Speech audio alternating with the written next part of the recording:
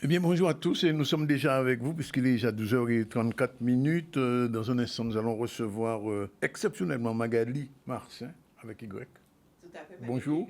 Bonjour Bonjour. à tous. Et plus tard, on parlera avec Kader Emmanuel Boudaoud, son livre qui vient de sortir. Non, pas qui vient pas de sortir, qu'on vient de recevoir. Le retour, il vient de dire retour vers quoi? On en parlera tout à l'heure. Alex Catherine qui est en spectacle le 14, comme d'habitude. Vous parlez des sports, ce sera aussi notre invité Olivier Legris, et puis on va recevoir Michel Valentin et Guy Laurent, coordinateur de l'association ABSS. Voilà un peu la liste de nos invités d'aujourd'hui. Le sommaire du journal, c'est Iman News. Oui, bonjour Danick, bonjour à tous. Au niveau de l'actualité du jour, on parlera du bateau école, une initiative qui permettra de former de nouveaux navigateurs, notamment en parcours d'insertion. On reviendra sur le contrôle du bouclier qualité-prix qui se continue encore. Des opérations sont menées pour voir justement par les services où ils peuvent agir concernant la lutte contre la vie chère. Il sera aussi question de l'usine centrale, un nouveau projet ambitieux de transformation des produits agricoles locaux. On parlera des chiffres de l'IEDOM, donc analyse pour la situation de la Guadeloupe. On ira sur Pointe-à-Pitre où FO a pu rencontrer le maire de Pointe-à-Pitre et faire un état des lieux. Et il s'agira aussi de partir sur Paris où le sénateur Georges Patient a été reçu par Manuel Valls. Voilà. Le ministre des colonies. Non. Alors voilà, c'est parti pour Numéramag qu'on reçoit avec plaisir, qu'on revoit avec plaisir. Bonjour, Magali Akigwek. Générique, c'est parti. On va parler de quelque chose qui nous intéresse tous. C'est sûr.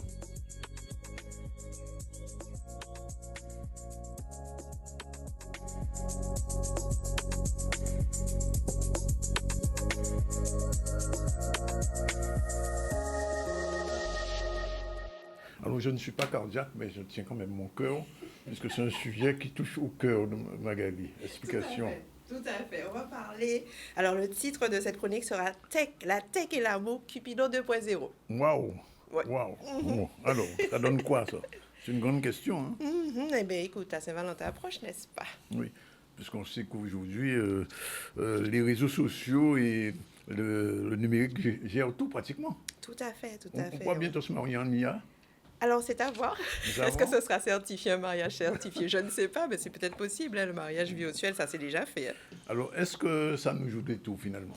Ben, c'est la grande question, Danick. De plus en plus de couples se forment aujourd'hui grâce à Internet. Ah bon? En 2024, la bonne nouvelle, c'est que 16% des mariages en France ont été faits grâce à un site ou une application de rencontre. Mais attention, tout n'est pas rose, comme l'amour. Entre fausses promesses, disparition soudaine, escroquerie, l'amour en ligne peut coûter très très cher. Alors, tu parles d'arnaque, mais on a une histoire récente qui bat tous les records. Une femme qui a cru être en couple avec Brad Pitt, oui, j'ai vu ça aussi. Elle lui a envoyé 830 000 euros. C'est Qu'est-ce ça. que c'est que cette histoire? Alors, effectivement, jusqu'à maintenant, elle croit être en couple avec Brad Pitt et on va parler plus bas de ce que c'est exactement que cette arnaque, justement, en ligne concernant les faux profils. Et mesdames et messieurs aussi, je vais vous avertir de faire attention à qui vous parlez et surtout à ne pas envoyer d'argent, quelle que soit l'histoire triste que la personne vous raconte. Oui, bien sûr. Alors, comment ça marche concrètement, ce genre d'arnaque? Alors, on ne parle pas déjà d'arnaque, on va parler... Pourquoi tu parles déjà d'arnaque? Enfin, je On sais va pas, rester parce- sur le non, c'est parce que positif. j'ai vu l'histoire de... C'est pas sur Paris Match, c'est pas sur quel Oui, tout journal à j'ai fait. vu De toute ça. façon, ça a fait les tabloïds. C'était sur TF1 où elle Oui. a témoigné, Ah oui, c'est etc. TF1. Et ensuite, c'est parti dans tous les sens sur les réseaux sociaux entre moquerie et tristesse, puisqu'il y avait, c'était mitigé Oui. entre moquerie et tristesse. Mais on va d'abord parler de comment fonctionnent effectivement les applications D'amour. les applications de sites de rencontres, les sites de rencontres. Alors, ils utilisent des algorithmes. Oui, Alors, il comme essaie partout. de proposer, alors en fonction de ce que vous rentrez comme critère, je les aime blondes aux yeux bleus, il va vous proposer des blondes aux yeux bleus. Je les aime sportives, des blondes aux yeux bleus qui font du sport. Et en fonction, effectivement, Sans compter si on est genré aussi. il y a genré et non genré, tout Oui, à oui. fait, puisque aujourd'hui, il y a les 3 genres, genre homme, femme et non genré. Et aujourd'hui, Pas pour Trump, hein. oui, pas pour Trump. Trump, Pas pour c'est Trump. masculin et féminin. Il y a 2 genres. Donc, ça dépend, en fait, de ton âge, de tes goûts, de tes habitudes et même et surtout, ce qui est intéressant, de ta localisation.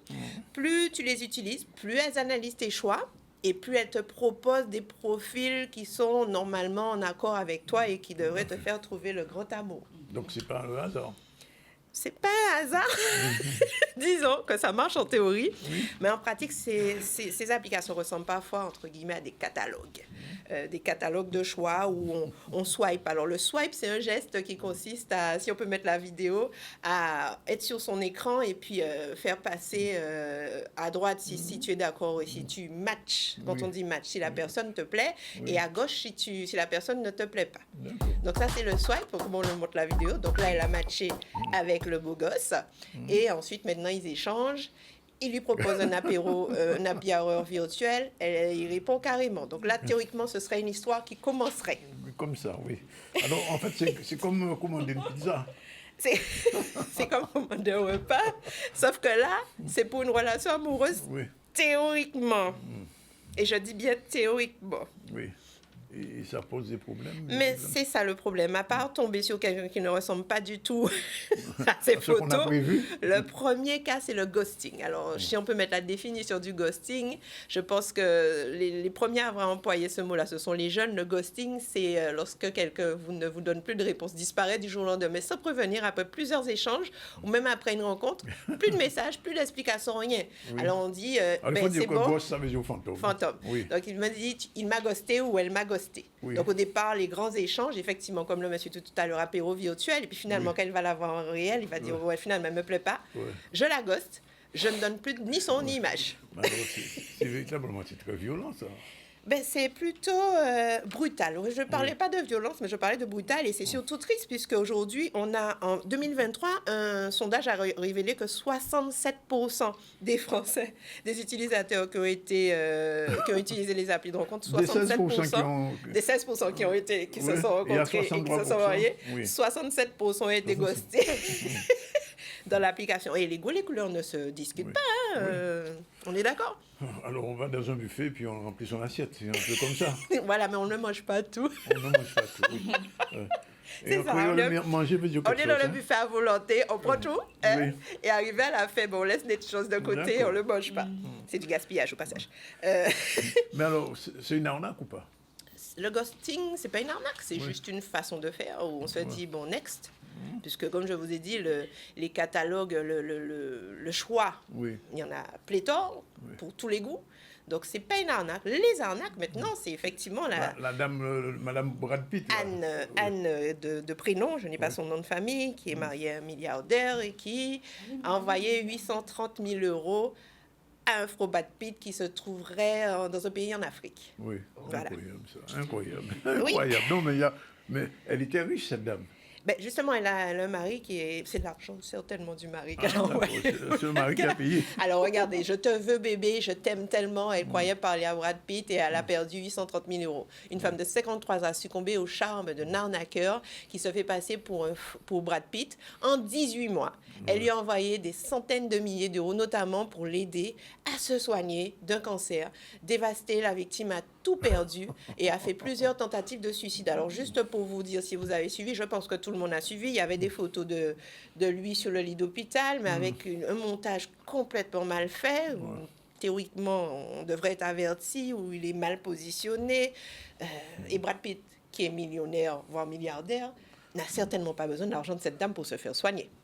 C'est incroyable, cette Donc, histoire. Hein. Alors, comment ça s'appelle ce phénomène? Ça s'appelle le phénomène des brouteurs. Les brouteurs. Oui, c'est un mot bizarre. Oui. Les brouteurs sont des arnaqueurs qui se font passer pour quelqu'un d'autre sur Internet, souvent avec des profils très attractifs. Leur objectif, gagner la confiance des victimes, le faisant croire à une relation amoureuse et pour leur soutirer de l'argent. Donc, en fait, ils broutent Mais au lieu de brouter de l'herbe, c'est de l'argent des victimes qu'il mange. Carrément. Si on peut faire un jeu de mots. Il y a un autre exemple.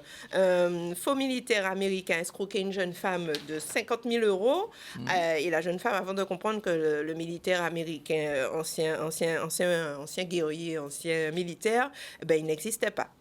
Et ces brouteurs sont souvent bien organisés. Ils opèrent dans les cybercafés en Afrique, dans Côte les pays, d'Ivoire, on va dire. voilà, Oui. bon organisé, avec des scénarios bien rodés, avec une façon de parler, avec les montages vidéo, comme on dit. Ce qui m'embête un peu, c'est que autant ces montages étaient de mauvaise qualité de la part du brouteur de Anne, mais autant on peut avoir des montages super bien faits avec l'intelligence artificielle. Donc, je pense que ces méfaits vont se multiplier avec le temps.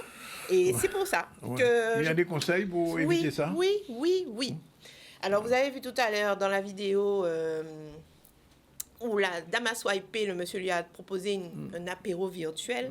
Je vous conseille de faire un apéro réel, hein? Et de prendre rendez-vous. Quitte à ghoster après, c'est pas grave, mais au moins prendre rendez-vous dans un bar avec la personne en disant une copine que vous y aviez été, parce qu'on ne sait jamais. Prendre rendez-vous et la personne en réel. Si on peut voir la vidéo, quelques conseils. Alors, vérifier si, et se méfier des belles promesses, c'est-à-dire tout de suite, pour dire en créole, chérie, l'amour, je t'aime, tout de suite, il y a un souci. D'accord? Surtout que tu ne m'as pas encore rencontré, tu ne peux déjà me dire je t'aime. Ensuite, ne jamais envoyer d'argent, même si la personne vous dit qu'elle est au stade final d'un cancer et qu'elle doit se faire opérer du cerveau, sinon elle sera morte à cause de lui. Troisième, utilisez les applis qui offrent des badges de vérification d'identité. Vous verrez que certaines applis ne le font pas, d'autres ont le petit coche vert ou le petit coche bleu qui vous dit que cette personne, l'identité a été vérifiée. En gros, lorsque la personne s'inscrit sur le site Internet, elle a aussi entré sa pièce d'identité. Et le troisième, privilégier une première rencontre dans un lieu public avant de trop s'investir. D'accord. Parce que le monsieur peut être joli sur la photo. Et puis quand finalement on approche, il a les ongles sales.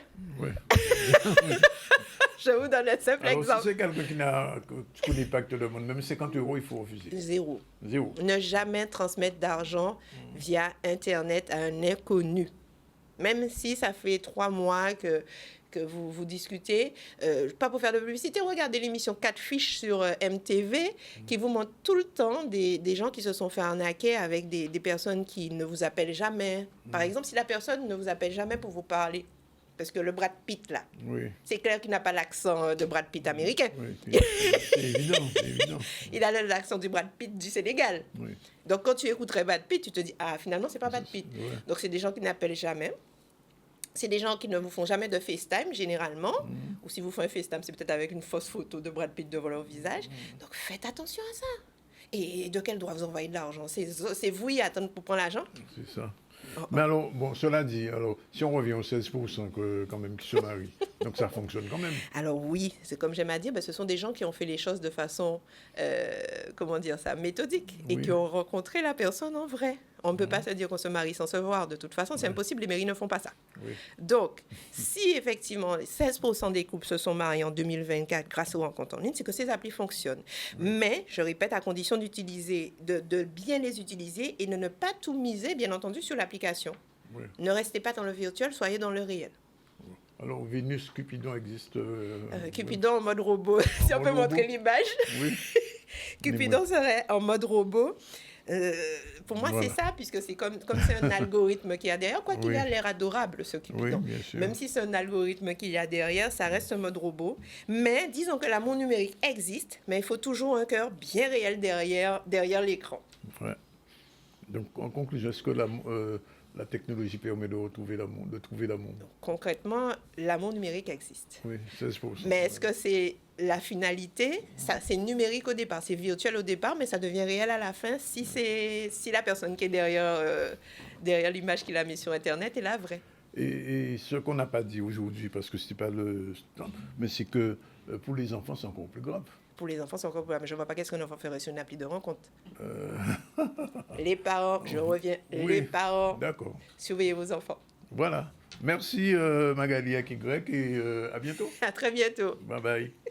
Bien, alors on va se retourner vers notre invité littéraire. Hier, on recevait quelqu'un qui a écrit un livre. C'est bizarre. Carola Victoria, c'est son nom, avec un ouvrage.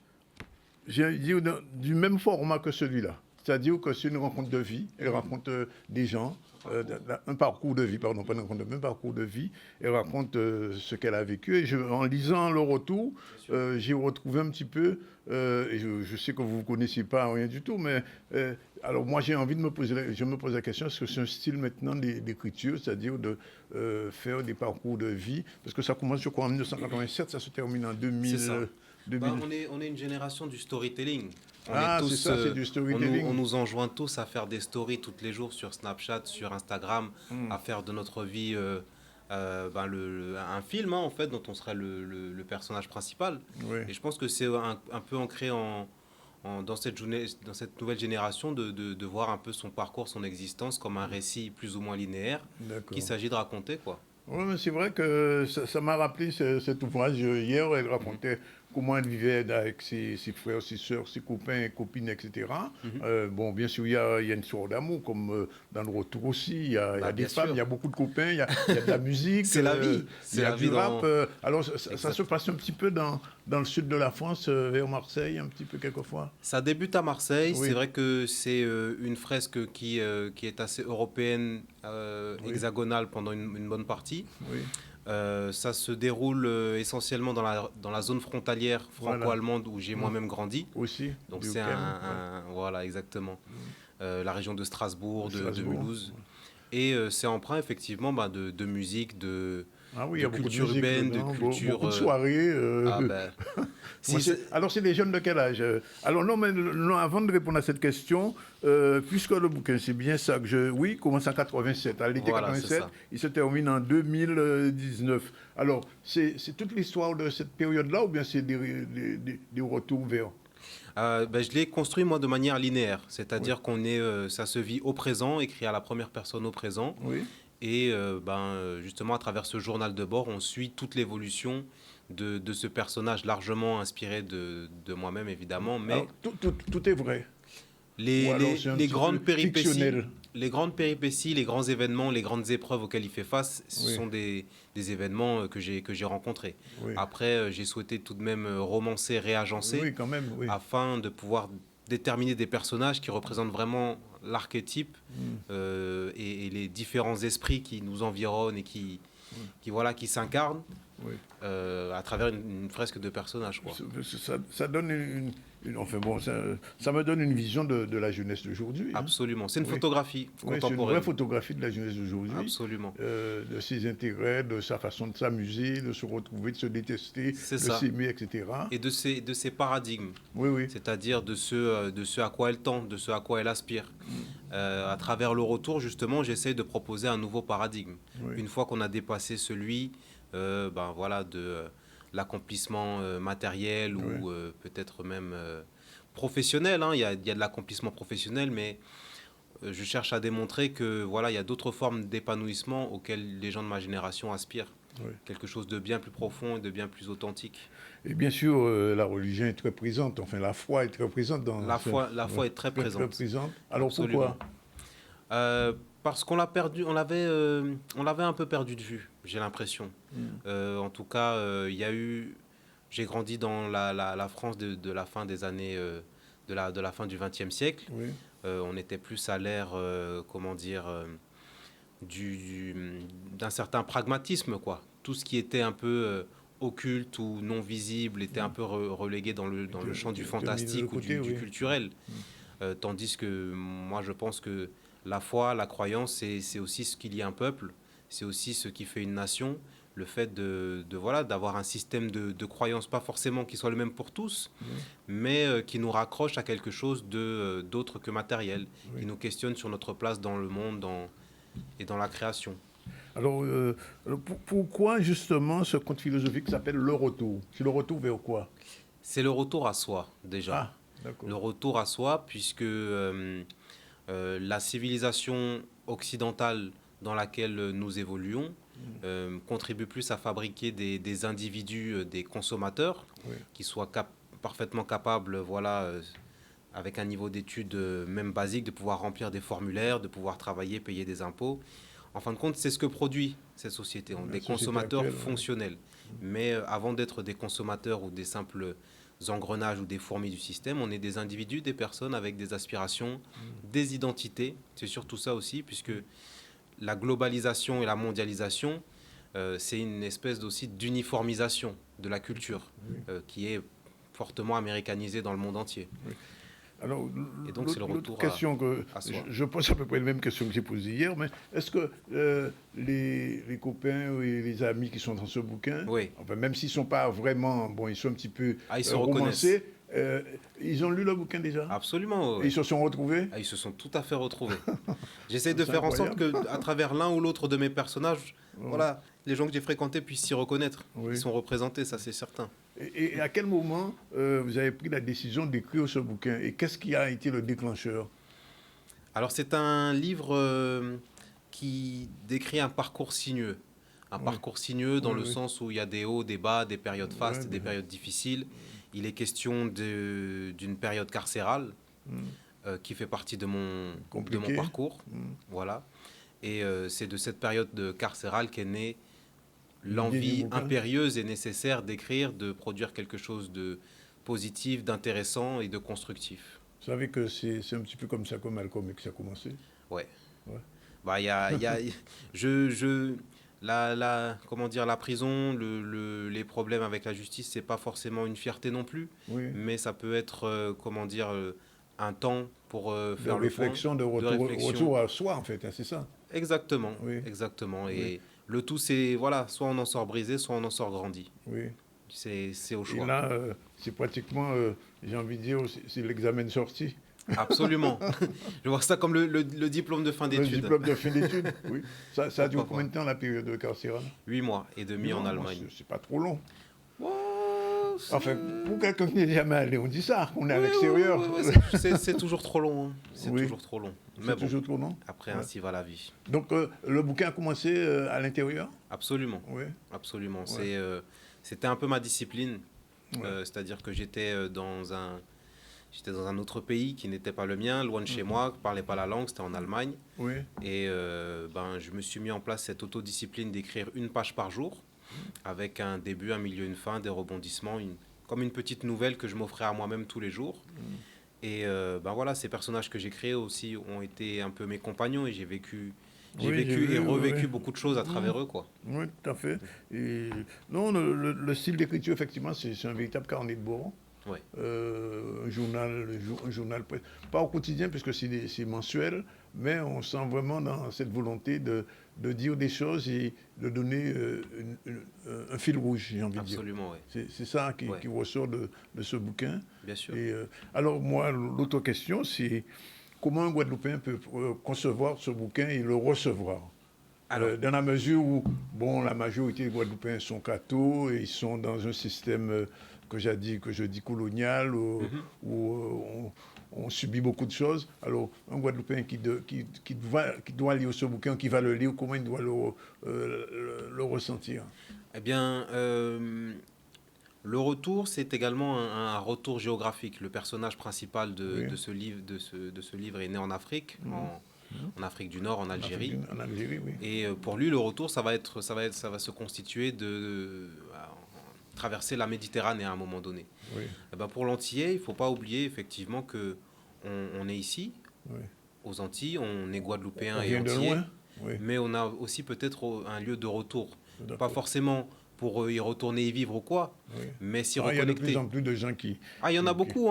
J'ai passé du temps justement au Sénégal, en Côte d'Ivoire, et je vois de plus en plus d'Antillais qui ont de l'intérêt pour justement cette démarche du retour, ne serait-ce que mémoriel et généalogique, quoi. De savoir au moins ce qui se passe, de se reconnecter à un moment ou à un autre, quoi. Donc, c'est le retour en général, donc. Absolument. C'est l'introspection, le retour, qui permet évidemment de mieux avancer. Hein. C'est pas simplement une œuvre, comment dire, rétrograde ou rétropédalante. Parce que moi, j'estime que ce que je propose à la fin, c'est plus une ouverture de champ des possibles. Oui, je me rends compte de ça. Il y aura de signature prévue en Guadeloupe? Absolument. Donc, ça se tiendra le 22 février à l'Espace Cultura, donc le 22, à la mi-journée, donc entre 11h30 et 13h. À l'Espace Cultura, il y aura une séance de dédicace. Et avant cela, ce samedi, le 8 février, j'organise une lecture et une séance de dédicace. Là, ce sera au CEVS de Saint-François, c'est une association. Vous pouvez retrouver sinon toutes les informations concernant cet événement sur ma page Instagram, D'accord. qui La est page Instagram s'appelle Derco, D-E-R-K-O. D-E-R-K-O. Oui. Voilà, la lettre D Oui. et encore D-E-R-K-O et un S à la fin. Derco, des Dercos. D'accord. Et là, vous aurez toutes les informations. Dernier mot quand même, l'image de couverture. Ouais, eh ben, elle est made in Guadeloupe. Ah bon? C'est une amie graphiste. D'ailleurs, je lui passe un petit bonjour à Kenya Soutenard. Oui. Elle est aux abîmes et c'est elle qui a fait un travail exceptionnel Oui. de restylisation, parce que c'était la deuxième version. Moi, j'avais. Ah oui, il y avait une première version. Il y avait une première version qui était un peu plus photographique, Oui. mais elle a réussi à y ajouter le supplément d'âme qui caractérise bien. Et Très joli. Très joli. bah, merci à elle. Oui. Merci à En elle. tout cas, merci d'être venu présenter. Alors, je pose quand même la question. Alors, vous dites un conte philosophique, mais alors, on peut considérer ça uniquement comme un conte, pas comme un roman. Un roman de vie. C'est romancé, oui. C'est Oui. un roman. C'est un quand roman. même. C'est quand même un roman. La notion de conte, c'est parce que ça fait également référence à beaucoup de choses de l'imaginaire. Il y a Oui. de l'onirique, il y a du spirituel. Donc, je ne veux pas le présenter comme un roman stricto adapté de la réalité, quoi. Oui. Mm. En tout cas, c'est Même si c'est une réalité que je décris. Voilà. Le retour à Lyon. Et puis donc, Merci beaucoup. rappelez les deux rendez-vous quand même. Alors, ce samedi, le 8 février, aux alentours de 16 heures au CEVS de Saint-François, Oui. et également le 22 février à l'Espace Cultura à Bemao, pour la séance de signature à la mi-journée. Bien, on vous dit merci.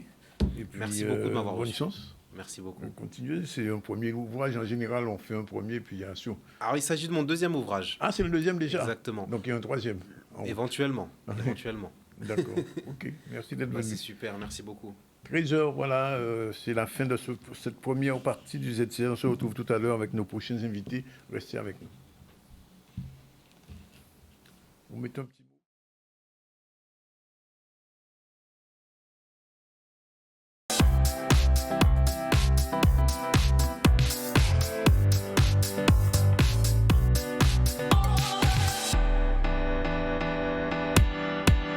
Vous pouvez prendre la subvention. Voilà, il est 13h07. On va recevoir dans un instant M. Leguet, M. Céleste. Bonjour. Bonjour. Merci d'être avec nous. On va vous parler un petit peu des aides financières des entreprises pour les travailleurs indépendants. Mais avant, on fait un retour sur l'actu avec Iman News. Oui, on va parler du bateau école Stalrat, donc, qui devient un bateau permettant la transmission des savoir-faire traditionnels de navigation. Il sera destiné à offrir des formations complètes, notamment en parcours d'insertion pour l'obtention de permis, tant au niveau plaisance que professionnel. On voit un reportage d'Olivier Félix qui a pu rencontrer un des responsables de ce bateau école. Le bateau, il s'appelle le Stalrat, il devient un voilier école. Il est géré par une école de voile qui s'appelle École guadeloupéenne de voile traditionnel. Il est destiné à faire des programmes d'insertion avec un certain nombre d'associations d'insertion, recevoir des bénéficiaires du RSA. On fait aussi beaucoup de stages de voile à destination de tout public.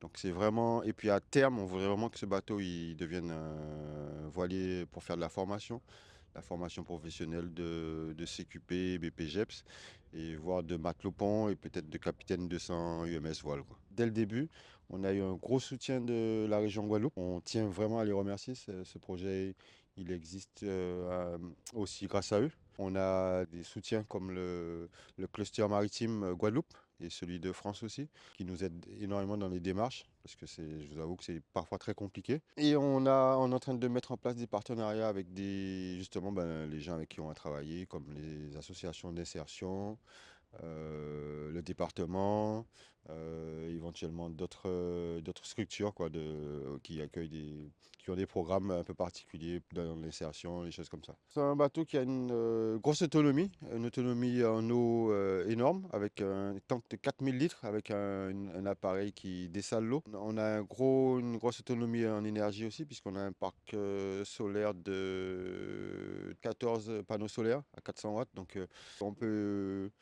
on entre guillemets, éteindre le soleil pendant 3 à 4 jours et on sera quand même, on aura quand même de l'électricité. On a aussi une capacité énorme en gasoil. On a 2 tanks de chacun 4000 litres. Donc vraiment, c'est un navire qui est fait pour les longues durées sur l'eau. Donc il sera destiné à faire toute la Caraïbe, en gros, avec les programmes d'insertion en fonction de ce qui est prévu, quoi. On a vraiment choisi de mettre ce bateau en bateau de formation pour qu'il reste vraiment un outil. Il s'agit vraiment d'un navire que les Guadeloupéens doivent s'approprier. C'est leur navire.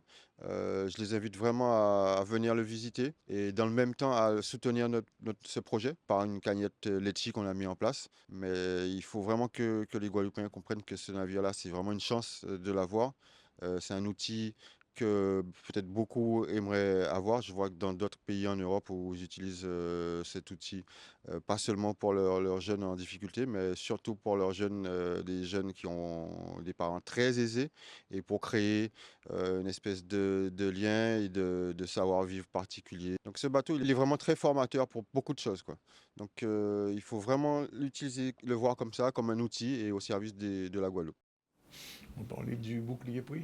Oui, les contrôles qui se poursuivent. Donc, on rappelle que ce dispositif vise à garantir un panier de produits de première nécessité à prix accessible et des contrôles sont en cours, notamment pour améliorer la signalétique en magasin et la disponibilité des produits. On voit un reportage d'Olivier Félix qui parle de différents contrôles qui ont eu lieu et notamment des avertissements qui ont été émis.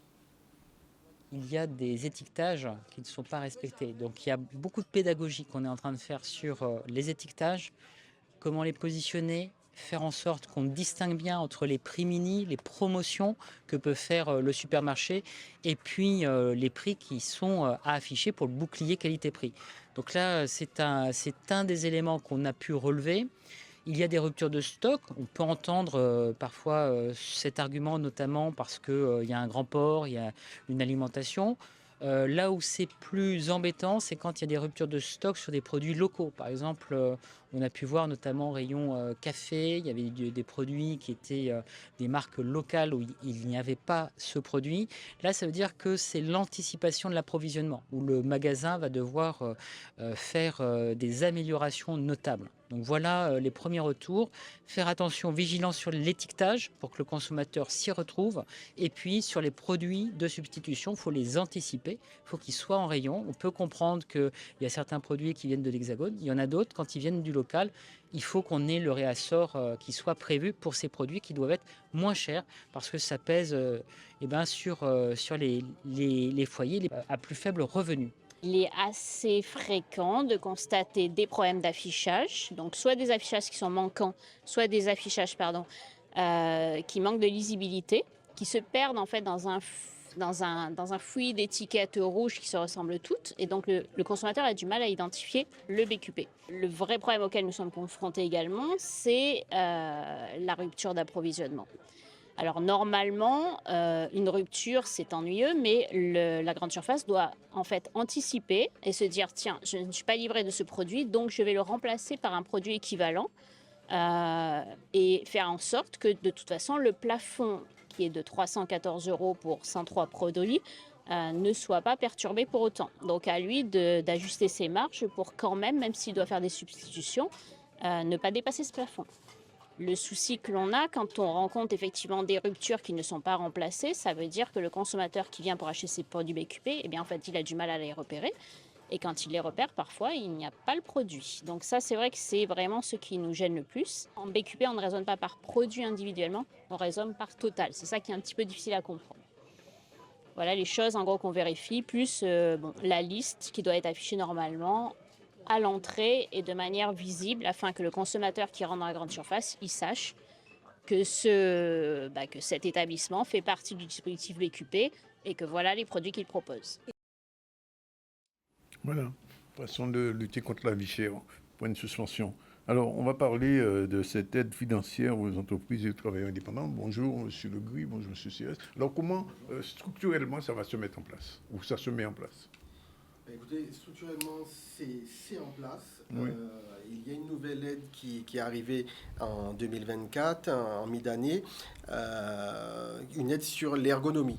Donc, toutes les entreprises sont concernées par cette aide. C'est une aide où on peut avoir la possibilité d'acheter des transpalettes électriques, donc de passer des transpalettes manuelles aux transpalettes électriques, passer aussi pour par exemple, les vétérinaires, acheter des tables élévatrices. Donc, c'est une aide qui favorise donc le travail pour les salariés. Oui.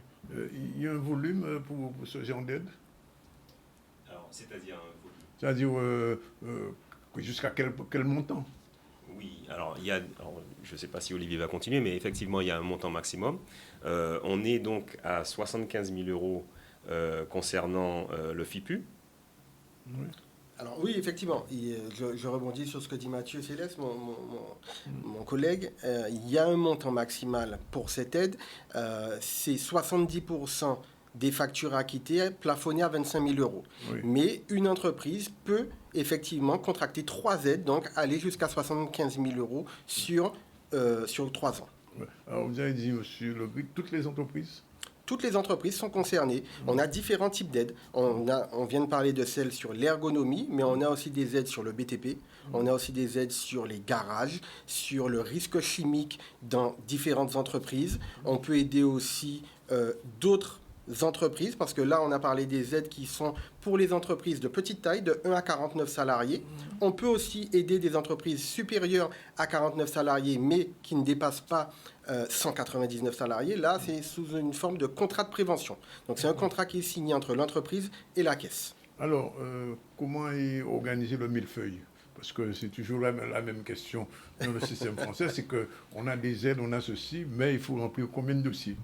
Alors, très simple chez nous, très simple chez nous. Oui, très simple. Ah ben ça, c'est une bonne nouvelle. C'est dommage, on aurait dû venir avec des entreprises qui en ont bénéficié, elles auraient pu témoigner, mais c'est très simple chez nous. Il y a 3 conditions principales. Oui.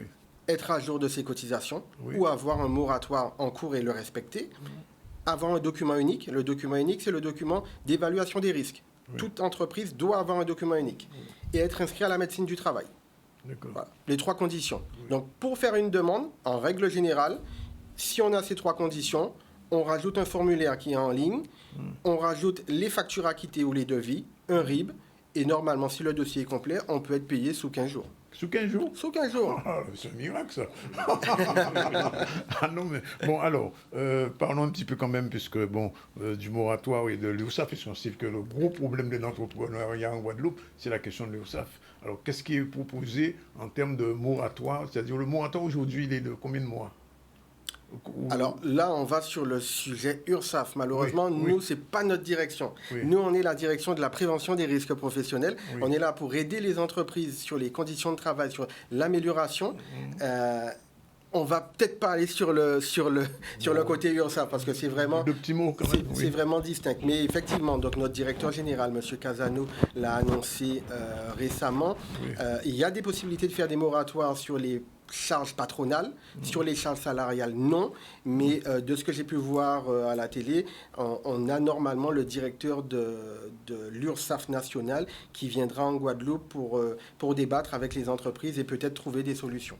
Oui, parce que c'est un problème, parce que ce que vous dites, il y a beaucoup d'entreprises qui reçoivent, je dis, ah, mais voilà, je vais pouvoir en bénéficier de 50 000, 30 000, 40 000 euros, mais, il y a le mais. Mais il faut effectivement... Alors pourquoi? C'est très simple. Oui. On ne peut pas vous donner de l'argent si vous devez à la Sécu. C'est évident. C'est évident, c'est la base. Donc, effectivement, être à jour ou avoir un moratoire en cours et respecté. Alors, je pose une question à l'envers. Il y a beaucoup d'entreprises qui ont déjà bénéficié de ce type d'aide? Quand même, notamment au niveau du FIPU, l'aide dont on a parlé tout à l'heure. Oui. Il y a aussi les contrats de prévention qui sont à la main des contrôleurs de sécurité. Donc, parce qu'il y a plusieurs types d'aides. Il y a des aides qui vont être autoportées, c'est-à-dire qu'on va pouvoir les solliciter en ligne. C'est notamment le cas du FIPU, c'est notamment le cas de ce qu'on appelait anciennement les SPTPE, Subvention Prévention Très Petites Entreprises. Voilà, c'est des acronymes, on aime bien les acronymes dans le réseau.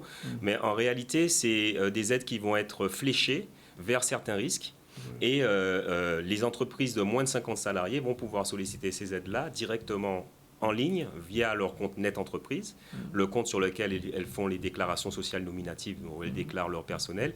Il y a une icône qui s'appelle Mon Entreprise, Mon compte entreprise, sur lequel il clique et il peut solliciter donc des subventions, notamment la subvention ergonomique, mais d'autres types de subventions, notamment aussi pour le risque chimique et d'autres types de subventions. Mais ce qui est intéressant, juste, il y a ces subventions-là, mais il y a des subventions aussi qui vont être à la main du contrôleur de sécurité de secteur.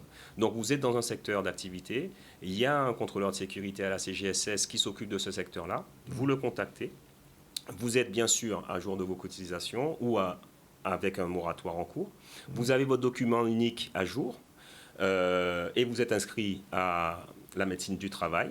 À partir de ce moment-là, vous faites un projet avec le contrôleur de sécurité qui va venir vous rendre visite dans votre entreprise, voir l'état, le niveau de l'entreprise au regard de la prévention des risques professionnels. On va choisir les risques prioritaires et ce ne sera pas forcément, ce sera à partir de 3 risques. Mais ça peut aller jusqu'à 5, 6, 7 risques en fonction. Bien sûr, toujours en respectant l'enveloppe budgétaire consacrée au contrat en question. Alors, est-ce qu'on considère, par exemple, le transport, le déplacement d'un salarié comme étant un risque professionnel? C'est-à-dire, j'habite Basse-Terre, je viens travailler à Saint-François, par exemple, en voiture, et je fais un accident avec un airbag, comme on dit. Alors là, c'est différent. Pour l'airbag, ça va être différent. Par contre, oui, le risque trajet est un risque et est un accident du travail. Oui. Si vous partez de chez vous, alors il y a des conditions, bien sûr. Vous devez prendre la voie, le chemin le plus direct. Être dans le timing aussi. Être dans le timing, il ne faut pas arriver le lendemain. Voilà. Mais si vous êtes dans les conditions, effectivement, quand vous quittez chez vous, à partir du moment où vous quittez votre domicile, vous êtes considéré sous la responsabilité de l'employeur. Et si vous arrive quelque chose, vous serez donc en accident. Alors, c'est un risque préventif, ça? Alors, c'est un risque sur lequel on va demander aux entreprises de travailler. Oui.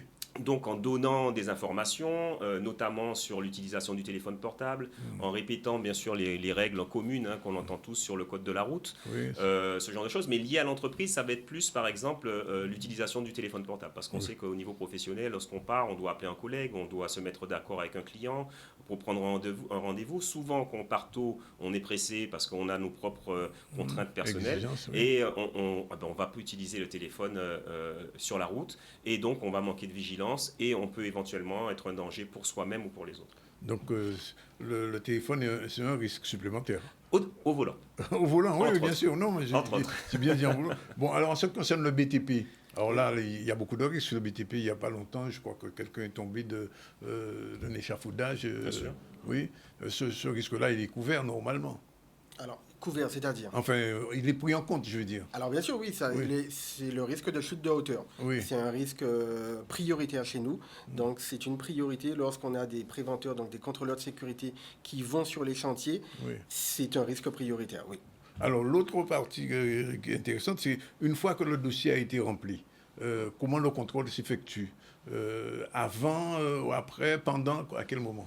Alors, ça dépend du type d'aide. On a ce qu'on a dit, les subventions très petites entreprises, donc des aides autoportées directement en ligne. Donc là, effectivement, l'entreprise dépose directement sa facture acquittée avec un bon de livraison et une attestation du fournisseur. Oui.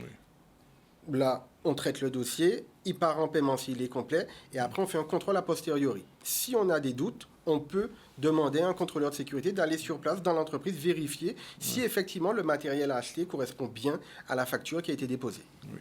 Et ce petit aide existe depuis longtemps? Alors, ce sont des aides qui existent depuis un petit moment, mais ce sont des aides qui s'améliorent. On en a parlé, le FIPU, c'est le fonds d'indemnisation pour l'usure professionnelle. Oui. Donc, ce fonds-là a été créé récemment. Donc, voilà, c'est une amélioration des aides. Pourquoi? Parce qu'on voit au niveau national que les TMS, les troubles musculo-squelettiques, est un risque important pour l'assurance maladie. Donc, on accentue les aides financières, notamment sur ce risque. Question politique, je pose quand même. Le budget de la sécurité sociale va être voté dans les jours qui viennent. Ça ne va pas réduire ces aides-là, non? A priori, non. A priori. La prévention des risques professionnels existe donc depuis 1945. Oui, c'est très important. C'est justement la santé de la population qui est en jeu, puisqu'on travaille tous les jours et le travail ne doit pas faire mal. On travaille justement pour éviter que le travail ne fasse mal, que ce soit au niveau physique ou au niveau mental. Et il y a un budget, donc chaque entreprise paye tous les mois pour la prévention des risques professionnels. Donc on cotise, et c'est cet argent-là qui revient en termes sous forme de subvention, justement pour que les entreprises continuent à mettre en place de la prévention des risques au quotidien. Oui. Alors avant de vous quitter, je vais vous demander de répéter aux les chefs d'entreprise qui vous écoutent les trois paramètres. Les trois paramètres principaux, en tout cas, être à jour de leur cotisation. Être inscrit à la médecine du travail et avoir un document unique à jour de moins de 6 mois. D'accord. Et en cas de moratoire aussi, avoir un moratoire respecté, à jour respecté. Et effectivement, donc 3 types d'aides financières disponibles pour les entreprises avec des enveloppes qui sont allouées par année. Donc n'hésitez pas, on est encore en début d'année, on a le temps, mais voilà, c'est premier arrivé, premier servi. Donc, justement, j'allais vous poser la question, la campagne est lancée maintenant, mais elle a une durée ou pas? C'est l'année en cours. Donc, effectivement, janvier à décembre, donc en fonction de l'enveloppe budgétaire. Si elle se termine avant, malheureusement, on ne pourra pas aider d'autres entreprises, mais c'est premier arrivé, premier servi. Alors, le dispositif est pérenne. C'est-à-dire qu'effectivement, sur une année, c'est le budget qui va donner le là. Par contre, l'année prochaine, on aura un autre budget. L'année d'après, on aura un autre budget. Donc, n'hésitez pas, si vous êtes à jour de vos cotisations, que vous remplissez toutes les conditions, à venir nous voir pour acheter du matériel, puisque la prévention des risques est synonyme de performance, puisque lorsque vous avez un appareil qui vous permet de lever une masse plus rapidement et sans effort, vous en souleverez plus, et de manière générale avec le sourire. Il y a un contact peut-être? Oui, vous pouvez me contacter directement, par exemple, au 06 90 26 71 14. 26 71 14. Voilà, Monsieur Legris, pour les aides financières. C'est noté. En tout cas, je vous remercie d'être venu et de donner ces informations moi-même que je découvre. Iman aussi découvre ça. Tout à fait. Oui. Je ne sais pas si c'était des secrets, mais enfin, c'est la première fois que j'en entends parler. Non, ce n'était pas un secret. Je dis ça, c'est pour rigoler. Pour vous donner un petit chiffre, on aide quand même les entreprises.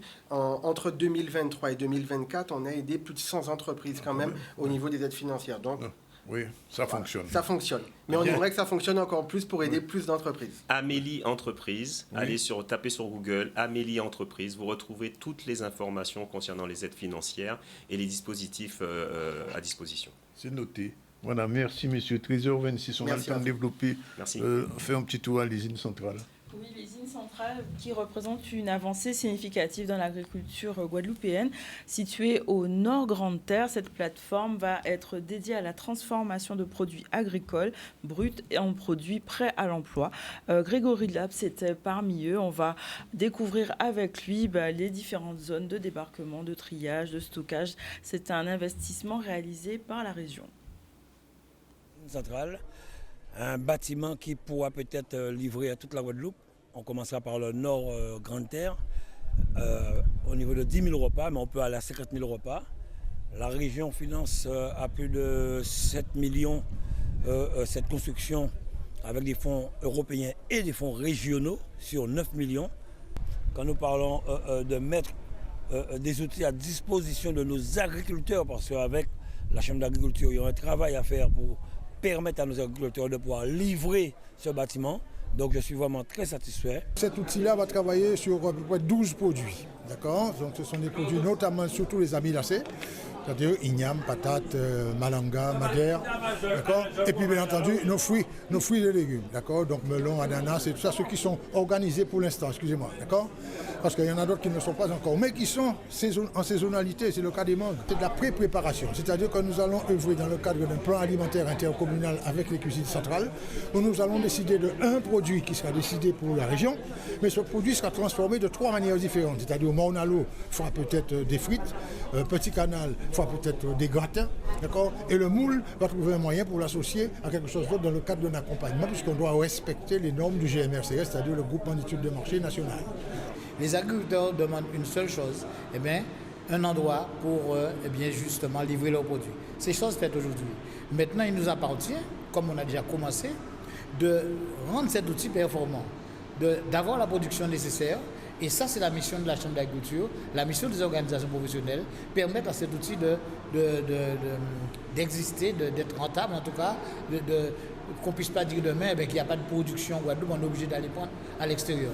Je serais vraiment le premier déçu. Une production qui respecte les saisonnalités de ce pays, c'est ça qui est important. Et sans oublier une chose, nous avons 2 objectifs. Vous savez, la restauration collective a des objectifs très particuliers. D'abord, santé publique. Un enfant ne va pas à la cantine pour être malade. Nous sommes d'accord.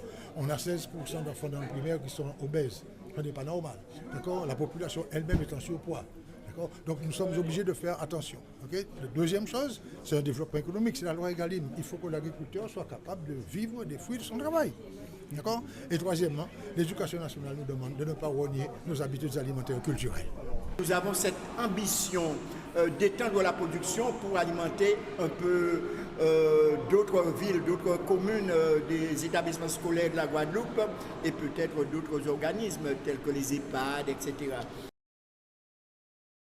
Voilà, bientôt l'ouverture de cette usine centrale. Il est exactement 13h29. On prend la dernière pause et on va se retrouver avec nos derniers invités, Michel Valentin, Guy Laurent et Alex Catherine, je suppose qu'il est arrivé, qui devait nous rejoindre. À tout de suite.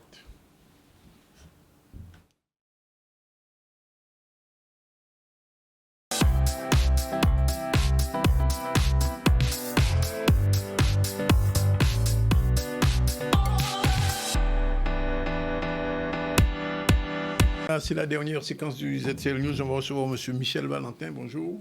Bonjour. Et aussi M. Guy Laurent, bonjour. Bonjour. Michel Valentin, on a l'habitude, président de la BSS. Quelle nouvelle? Ben, ça va, nous bien, nous va bien. Ouais, quand on va y faire encore là, ces jours-là, ça. Hein? C'est qui bien ces jours-là, ça? Ben, nous, dans le carnaval, là, c'est tout partout, sécurisé tout partout. Le carnaval, là, il a commencé. Alors, vous savez, pour me poser là, on va dire ça, c'est que bon, il faut accompagner le carnaval là, ça, je crois faire ça chaque année. Vous voyez, il y a une violence qui commence depuis le début de l'année là. Alors, qui sont organisés les autres pour ça? Bon, au niveau de la violence là, nous avons fait prévention. Parce Ouais, que bien sûr. nous avons sécurisé ces carnavaliers là, public là. Et en tant que sécurité, nous avons des yeux ouverts à toutes sortes de mouvements qui ne sont pas normaux. Et nous avons communication parce que nous avons fait partie d'un service d'ordre. Oui. Avec la gendarmerie, la police nationale, le sous-préfet, le préfet. Donc, à partir du moment qu'il y a accepté convention, tout à ces organisations-là, ces organisateurs-là qui ont signé avec nous là, eh bien, nous au diapason, et nous avons des consignes pour nous respecter, et ces agents-là que nous avons utilisés là, ces gens-là, il y a aussi des droits ces bails-là qui protégent le public là, et qu'on a là pour booster, pour voici. Mais par contre, là, les violences, peut-être nous pas. Ça a fait plutôt après, en marche de carnaval, le carnaval a fini. Mais nous pas tellement trop de problèmes avec le public lui-même, à côté, puisque c'est nous qui parlé de puis on te met à côté, tout cela. Et faire attention à ces fouettes-là, et tout ça, c'est ces types-là qui sont dans la rue là. Alors, dimanche passé, Antoine Moun dit que tu es une trop police. Alors, on ne peut pas dire pour la police. Pas géniation, parce que vous ne pas savoir l'homme qui a démarré, l'homme qui a provoqué.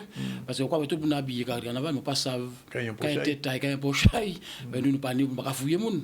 Mais si nous vont biter, alors, nous avons dit que peut-être quand il y en a qui faut fouiller les gens qui viennent dans le carnaval. Oui, nous avons demandé ça parce que on est la BAC, on est les policiers, on est les gens qui est spécialisé dans ça. Mais nous, à pas Roland, nous. Pour Roland, nous, c'est aussi à faire éducation à peuple, puis on reste en place à eux. Quand on a validé la même chose que nous là, et avec ces organisateurs, nous avons une réunion en amont, et eux pour expliquer cette chose, qu'on soit là, une réunion pour dimanche gras, dans les après-midi. Donc, nous, Roland, nous, c'est plutôt veiller. Veiller surtout public là, c'est ces gens-là, c'est mon attention pas, il faut pas oublier que quand on a ça belle à voir, mais il danger aussi. Monsieur Laurent, ou coordonnateur de l'association là, qui ont gérer toute organisation là ça. Alors, tout à fait. Le coordinateur, c'est celui qui va s'occuper un peu de tout. Hein. La gestion, c'est-à-dire la finance de l'association. Le coordinateur logistique aussi, toute la logistique également.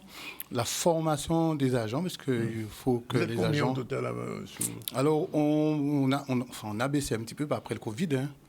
Donc, on était à peu près 200. Aujourd'hui, on tourne 100. Hein. Il y a quand même c'est suffisant ou insuffisant?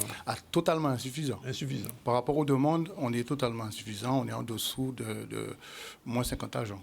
Donc, il aurait fallu qu'on trouve 50 de plus. Donc, c'est un appel que vous lancez là oui, tout à fait. Que toutes les personnes qui sont intéressées par ce genre de choses, parce qu'il y a aussi la question des messages. Hein.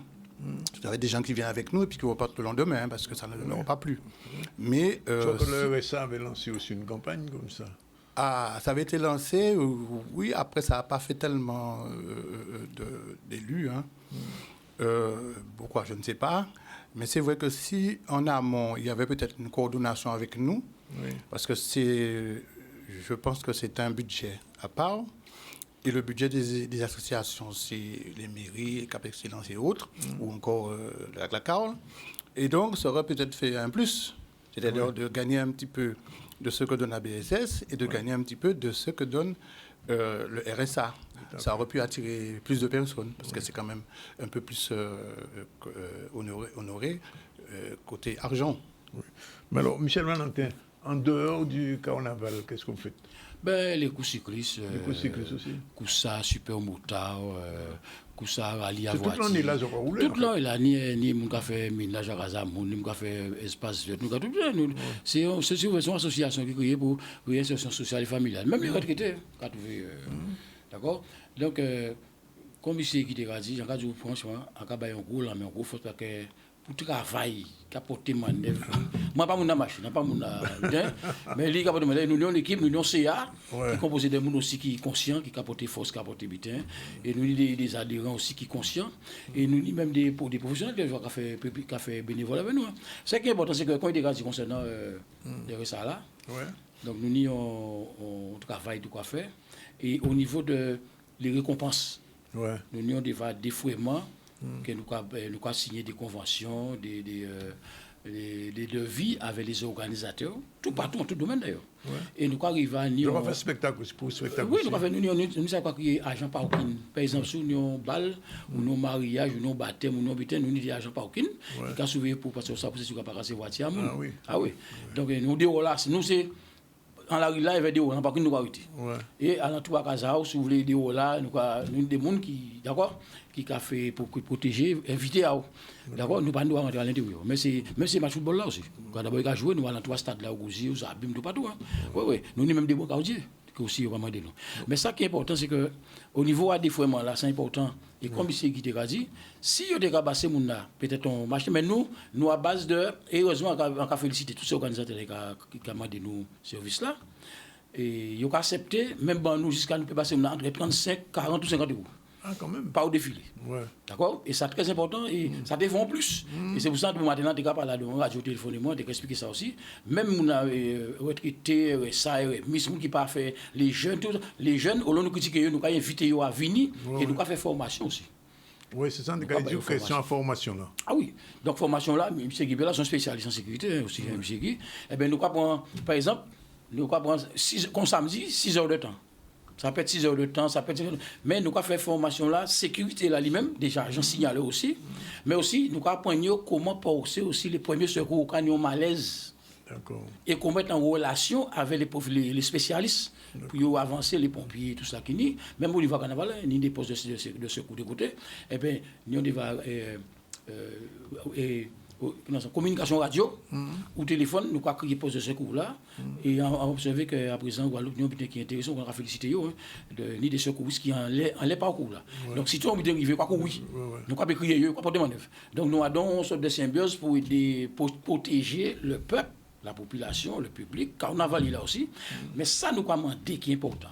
Les organisateurs respecter l'histoire de nombre de barrières nous avons demandé pour protéger ces agents-là. Et aussi, ces gens-là respecter quand les secteurs de la Guadeloupe, on exemple, on apprend. c'est qu'on boit bateau à voile, là, mais là, quand on a bateau, c'est ce là. Mais là, c'est tout la Guadeloupe. Là, c'est ta cycliste là. Là, c'est carnaval. Là, c'est ta carnavalier là. Même si nous demandons comment des fois la mettre en mi-temps là, oui, mais il peut taper, ça peut arriver. Faire c'est la tiens petit mounayo, tiens pas rentrer trop en l'arrière, c'est taille. Ils ont l'air que nous ont arrêté préfectoral ou nous arrêté municipal qui signé que nous avons respecté carnavalier là, ils savent la c'est taille de tel à tel. Mais il ne faut pas nous barrer ou tailler. Ça bien belle, puis on prend photo. Hein. Mais il faut veiller, il faut écouter ces agents. C'est ça, monsieur, madame, ou qui s'il vous plaît, mettez-vous de la barrière, etc. Et ni moun ka blessé malgré ça, parce qu'il n'y a pas qu'à écouter. Et c'est ça que nous vous invitons. ABSS, zone de tenue spéciale, les ODO. Oui. Ah. Et ils ont chargé qu'à venir le sort des digiteurs qui marquent sécurité ABSS. D'accord.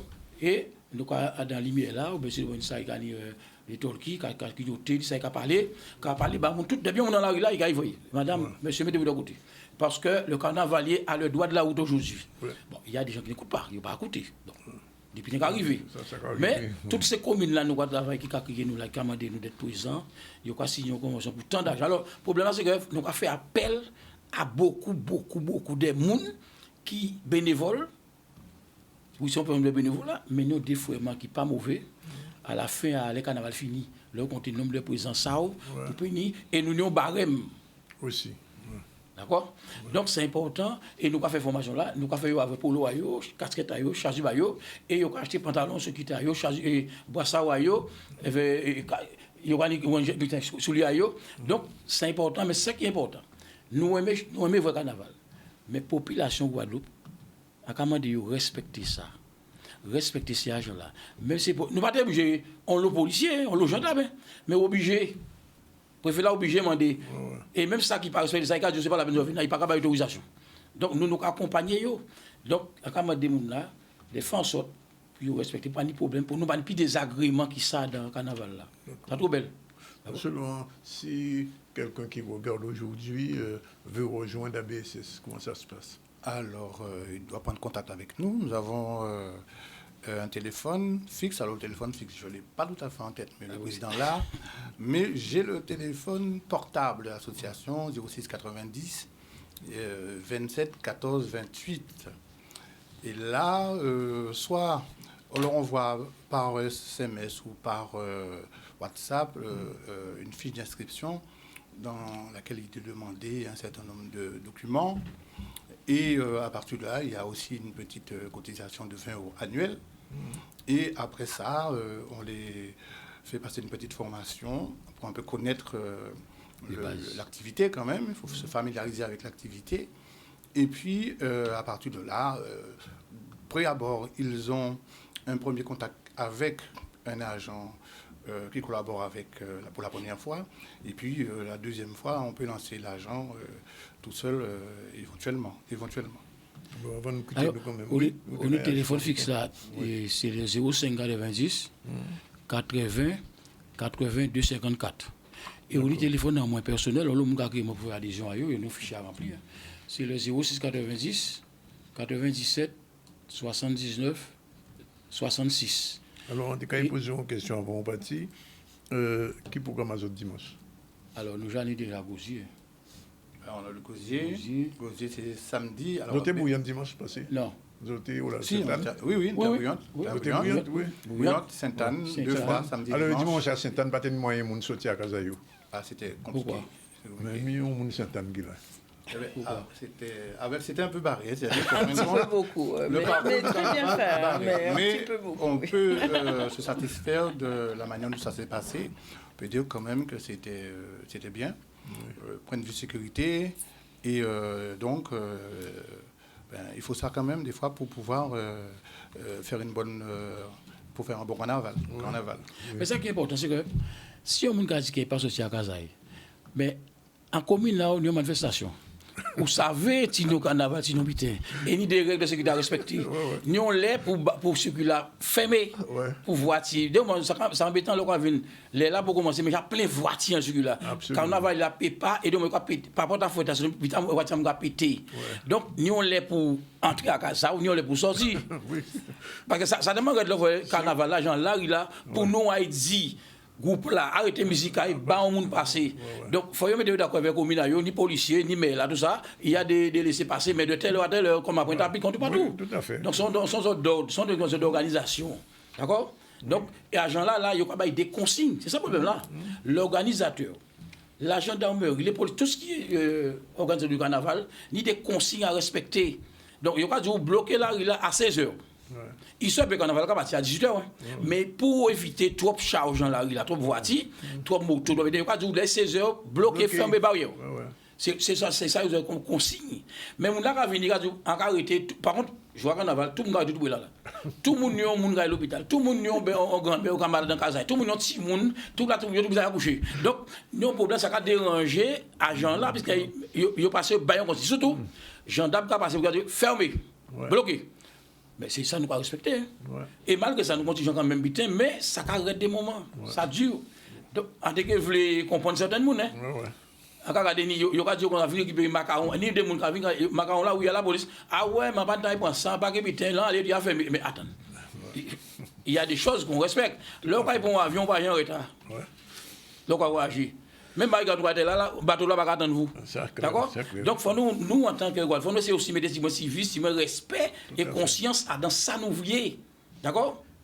Et dans ça nous avons fait. Voilà. Et alors, soit c'est nous ça qui voulait, et nous invitons l'autre monde venir, photocopie de carte d'identité, on RIB, 3 photos d'identité, on certificat médical physique, et si il permis, et puis bon encore. Parce que nous avons besoin de signaler pour sa bicyclette, etc. D'accord?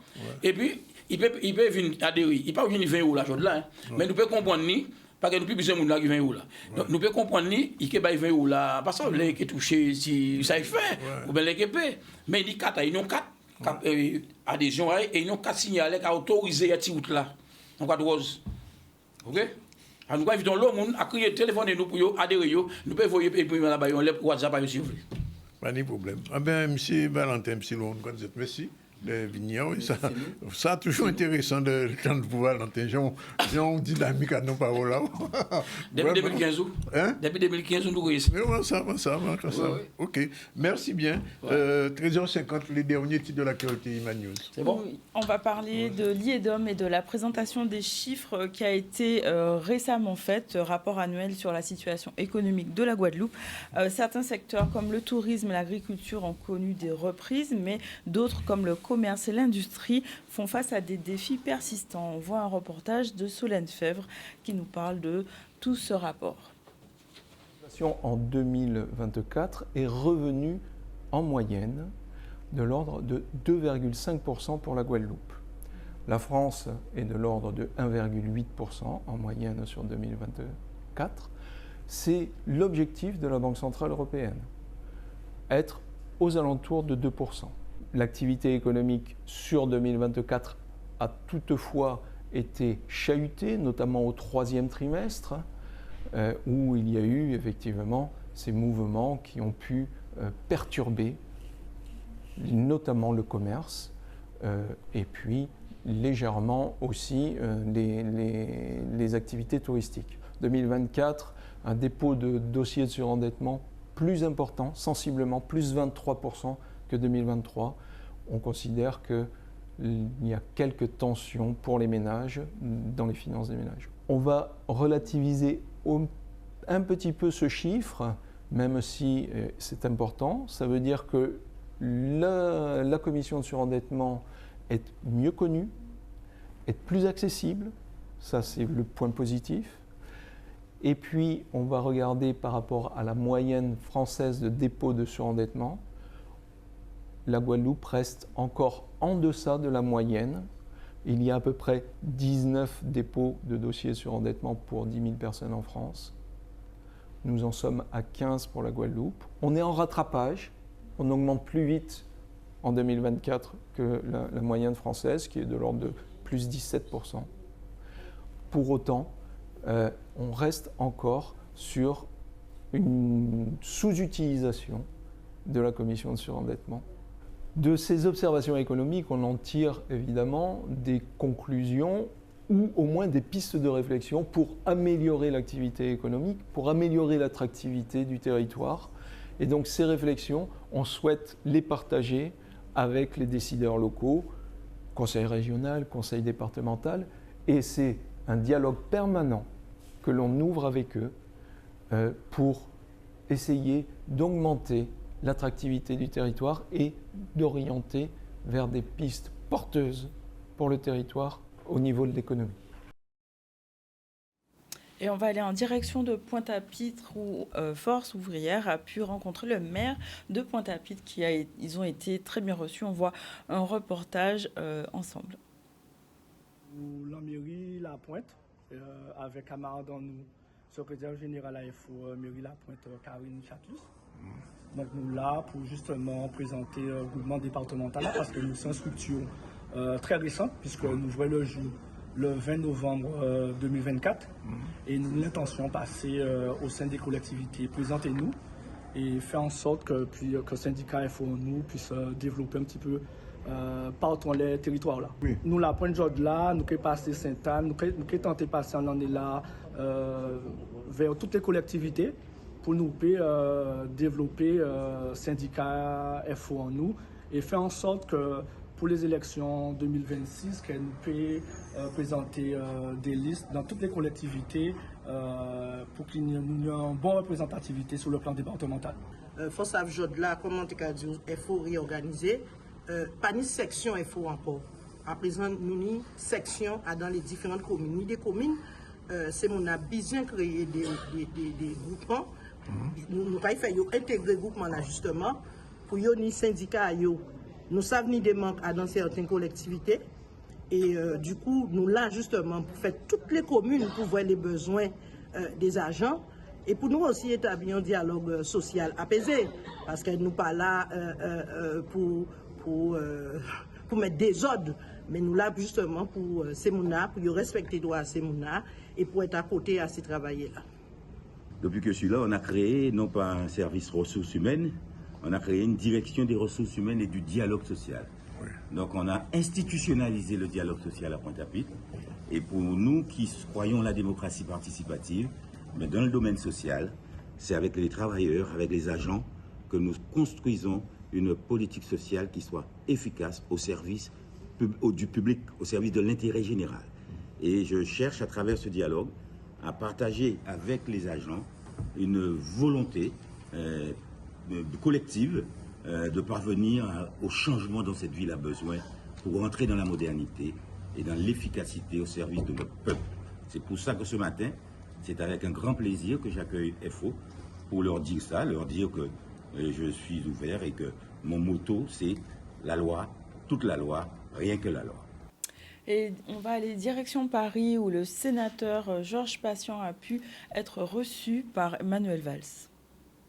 Première news, les rencontres se multiplient avec le nouveau ministre des Outre-mer, Manuel Valls. C'est au tour de Georges Patient, le sénateur de Guyane, qui vient tout juste de rencontrer le ministre des Outre-mer. Alors, quels ont été les dossiers abordés, monsieur Patient?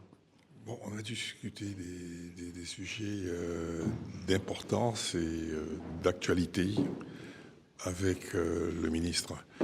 On a commencé par mettre l'accent, parce que moi aussi je mets l'accent sur le développement économique de la Guyane à partir de l'exploitation de ses ressources naturelles. Lui montrer, et je crois qu'il a bien compris, bien entendu, qu'il n'était pas normal qu'un territoire comme la Guyane, qui dispose d'importantes ressources, ne puisse les exploiter. Là, je parle de l'or, puisque j'ai été relancé par les orpailleurs légaux qui ne comprennent pas cet immobilisme, ces refus qu'on leur impose en matière d'autorisation d'exploitation. Le pétrole également, alors que tout autour de nous, on aura très certainement des pays très riches très prochainement. La Guyane soit le seul territoire à ne pouvoir exploiter ses ressources pétrolières. Quand on sait que le Brésil s'installe en face de Saint-Georges avec Petrobras, Total s'installe au Suriname, toutes les multinationales qui sont au Guyana, on ne peut pas comprendre que nous disposions de ressources et qu'elles ne sont pas exploitées. Des ressources qui pourraient contribuer à un vrai développement de la Guyane. Un vrai développement, d'autant plus que les transferts publics vont aller en s'amenuisant. On connaît la situation financière de la France, donc nos territoires qui vivent de transferts souffriront de plus en plus de manque de financement. En Guyane, contrairement aux autres territoires, nous avons des ressources, il faut qu'on nous laisse les exploiter. Donc après, nous sommes venus effectivement sur l'immigration. Je lui fais comprendre que l'immigration en Guyane n'était pas vécue comme elle l'était à Mayotte. Le droit du sol serait inefficace en Guyane. Moi, je ne suis pas favorable à sa suppression en Guyane. Voilà pour l'actualité du jour. Et voilà aussi pour la fin du ZCL News. Il est exactement 13h58 dans 2 minutes, il va être 14h. On vous remercie de votre attention, comme tous les jours. On se retrouve demain à partir de 12h30. Je rappelle qu'on a reçu au début de ce ZCL M. Kader Emmanuel Boudaoud pour son ouvrage qu'il faut lire, Le Retour. C'est un conte philosophique, mais c'est aussi un ouvrage, un parcours de vie de jeunes. Et je pense que ça vaut le déplacement. Il a donné des rendez-vous à Saint-François et à Cultura pour la signature de cet ouvrage et pour une lecture publique. On a reçu aussi Magali Marcin, bien sûr, notre spécialiste, notre experte en numérique. On a parlé du numérique et de l'amour, comment on peut se faire arnaquer par, entre guillemets, des amoureux. Et si vous ne faites pas attention, donc veillez qu'au azote, aussi bien des femmes que des hommes. Olivier Legris et... Monsieur Céleste sont venus, Mathieu Céleste, pardon, sont venus pour parler de l'aide financière aux entreprises et aux travailleurs indépendants en relation avec la sécurité sociale. Et il y a des aides, effectivement, qui existent. Et je rappelle, si vous avez raté, le téléphone, c'est le 06 90 26 71 14. C'est une opportunité pour les entreprises, y compris les petites entreprises, d'avoir une aide si vous êtes à jour de votre URSSAF, si vous avez le document unique et si vous êtes en relation avec le médecin d'entreprise, c'est ça, je cherchais le mot. Et puis, Michel Valentin et Guy Laurent sont venus expliquer pourquoi Iman n'a pas pu sortir de son domicile samedi, dimanche au carnaval. Okay. Parce que Ténier ont un service d'ordre puissant. Et donc, il y a beaucoup de gens, mais pas seulement à Sainte-Anne, mais aussi bien à Bouillante, et on le sait, quand ni carnaval, il faut savoir que carnaval, c'est un monde qui est en la rue là, c'est masse-là, il faut faire attention et pas voulez sortir en même temps qu'Io. Et puis, on est allé à la mairie de Pointe-à-Pitre où le FO a rencontré le maire, M. Durimel, pour une première rencontre. Il y en aura sûrement d'autres, c'est pas encore le moment de grève, mais ils ont déposé une plateforme de revendication. Et puis on est à Paris aussi. Voilà. C'est tout? Oui. Bon. À demain. Réalisation Daniel avec Malia en back office. Et nous finissons pour aujourd'hui.